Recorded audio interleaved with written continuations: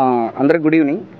మన కాకినాడ జిల్లాలో యాక్సిడెంట్స్ని మనం మన గవర్నమెంట్ ఆదేశాల మేరకు యాక్సిడెంట్స్కి ప్రయారిటీ ఇచ్చి మన యాక్సిడెంట్స్ని తగ్గించాలనే ఉద్దేశంతో పాటు మన ఎన్ఫోర్స్మెంట్ చేస్తున్నాము.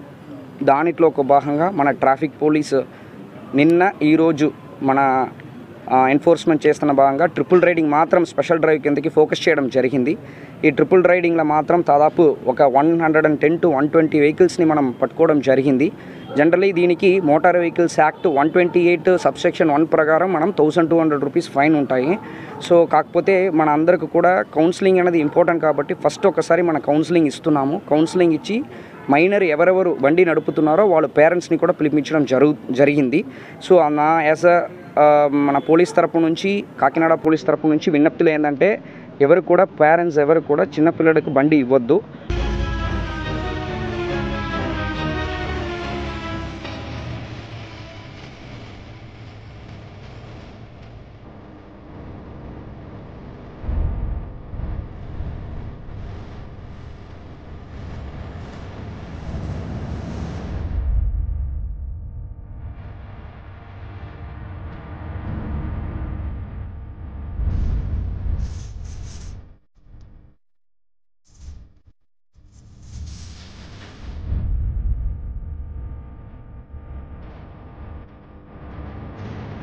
అదేవిధంగా మేజర్ అయిన యంగ్స్టర్స్ వాళ్ళ పేరెంట్స్ ఈ ట్రిపుల్ రైడింగ్ వేస్తున్నారా, మ్యాక్సిమం హెల్మెట్ అందరికి కూడా ఉండడం వల్ల చాలా యాక్సిడెంట్స్ నుంచి ప్రాణం కోల్పోవడం అనేది చాలా తగ్గుతుంది. కాబట్టి హెల్మెట్ యూస్ చేయడం కానీ, ట్రిపుల్ రైడింగ్ కానీ, ఫాస్ట్ డ్రైవింగ్, ర్యాష్ డ్రైవింగ్ కానీ చేయకుండా సమ్టైమ్స్ రేస్ కూడా ఇన్వాల్వ్ అవుతున్నారు.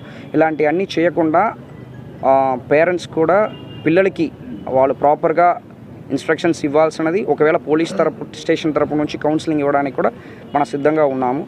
సో ఇది ఒక కౌన్సిలింగ్లో ఒక ఫస్ట్ స్టెప్గా అందరికీ ఒక అవేర్నెస్ కలిగించడానికి కోసం ఈరోజు ఇక్కడ ఈ సమావేశాలు జరిపించడం అనేది జరిగింది. దీనిలో మన ట్రాఫిక్ నుంచి డిఎస్పీ గారు, సిఐ గారు, ఎస్ఐ గారు, మిగిలిన అందరు సిబ్బందులు, కానిస్టేబుల్స్ అందరూ కూడా దీనిలో మనకి 24/7 కూడా యాక్సిడెంట్స్ తగ్గించడానికి కూడా చాలా కష్టపడుతున్నారు.